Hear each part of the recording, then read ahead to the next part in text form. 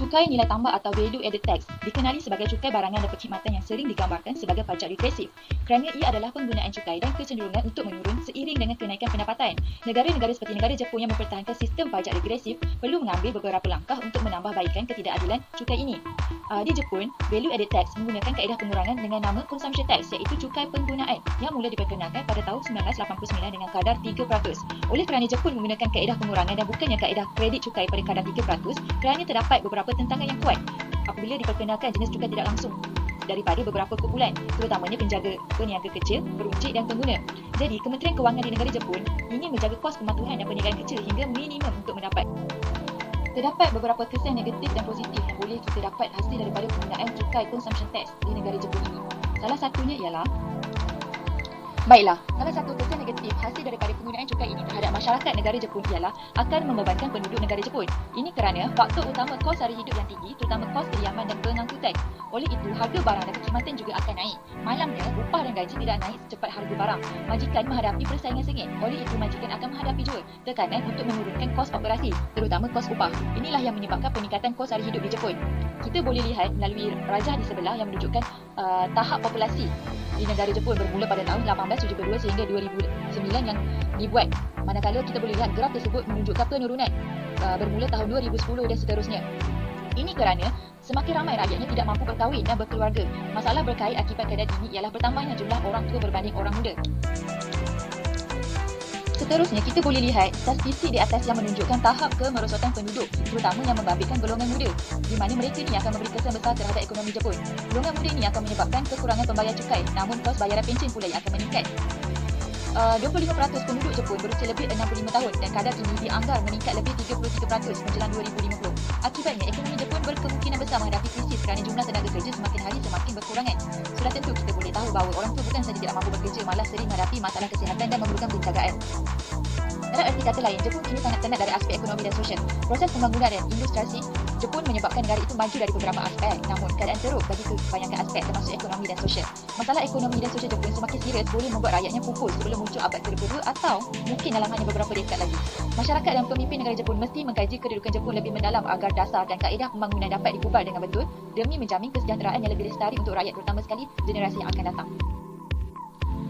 Baiklah, yang seterusnya kita akan bincang pula satu kesan positif yang terdapat penggunaan value added tax ini terhadap penduduk negara Jepun. Baiklah, hasil daripada penggunaan cukai ini, masyarakat di negara Jepun akan dapat menikmati kemudahan yang disediakan, terutama dari segi kesihatan. Ini kerana Jepun mempunyai masyarakat paling tua yang terbanyak di antara negara-negara maju yang utama. Cukai penggunaan 8 ke 10% tidak akan mencukupi untuk mengekalkan sistem kesejahteraan sosial negara itu dan kenaikan tambahan tidak akan dapat dielakkan.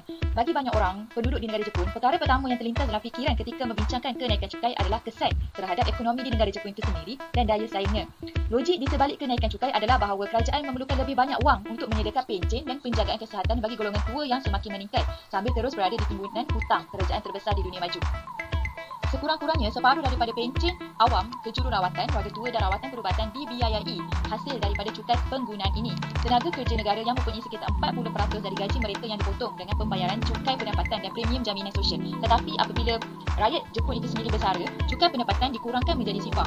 Walhal, sementara itu, cukai penggunaan akan lebih adil jika orang yang berusia lebih daripada 65 tahun masih perlu membayar bahagiannya. Jadi, cukai inilah yang mampu untuk membiayai kesihatan yang perlu diberikan kepada golongan seperti mereka. Ini kerana cukai penggunaan adalah untuk mewujudkan sistem. Kerana semakin banyak kita menggunakan dan menikmati sesuatu, semakin banyak kita perlu bayar.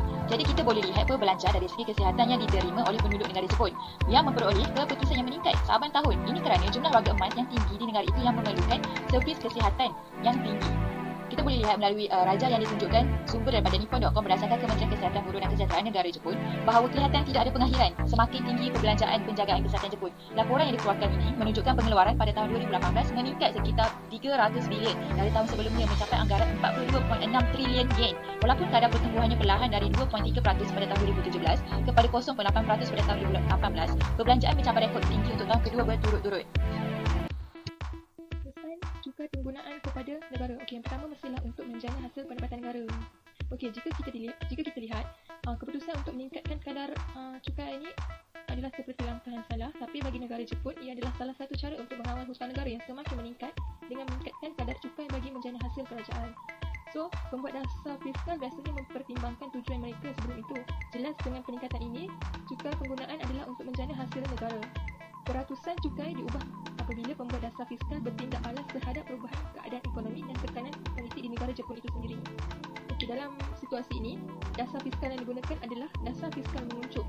Digunakan oleh Jepun sebagai langkah-langkah kerajaan untuk mengubah perbelanjaan kerajaan dan struktur pencukaian untuk mempengaruhi tingkat perbelanjaan agregat dalam ekonomi. Kesan yang kedua adalah kemerosotan dalam keluaran dalam negara kasar KNDK Jepun. Cukai penggunaan mempunyai kesan yang jauh lebih besar terhadap ekonomi sebenar di Jepun. Graf ini menunjukkan kedudukan pertumbuhan KDNK sebenar dari suku Mac 2007 hingga ke suku Jun 2017. Pertumbuhan tahunan tahun ke tahun berada dalam bar biru, manakala garis merah adalah kadar pertumbuhan suku tahunan. Setelah kenaikan cukai jualan, terdapat penurunan yang tajam dalam perbelanjaan penggunaan swasta sebagai akibat langsung daripada perubahan dasar kenaikan ratus ini. Jadi, Jepun mengambil masa beberapa tahun untuk meletakkan ekonomi mereka kembali ke landasan yang betul, walaupun tidaklah setinggi sebelum kadar itu dinaikkan. Okey, kesimpulannya, secara umum, ekonomi Jepun dijana daripada pelbagai sumber seperti perdagangan, pertanian, perikanan, perlombongan dan lain-lain. Cukai penggunaan juga merupakan satu instrumen ekonomi yang memberi kesan yang amat penting bagi sebuah negara memperolehi hasil atau pendapatan. Peningkatan kadar dalam cukai penggunaan telah menyebabkan penurunan keluaran dalam negara kasar KDNK dengan kejatuhan 1.9% pada suku keempat tahun 2019 yang disebabkan kenaikan cukai kepada 10% dan taufan yang menjejaskan negara itu sebelum pandemik COVID ini melanda ke seluruh negara. Hal ini seterusnya memberi kesan negatif kepada penduduk Jepun yang perlu menanggung akibat daripada peningkatan harga barang dan penghantaran kosmetik yang disebabkan peningkatan kadar cukai penggunaan tersebut. Namun, setiap penduduk juga dapat melihat kelebihan seperti faedah kesihatan dan pembangunan yang dibuat oleh kerajaan atas cukai yang dikutip.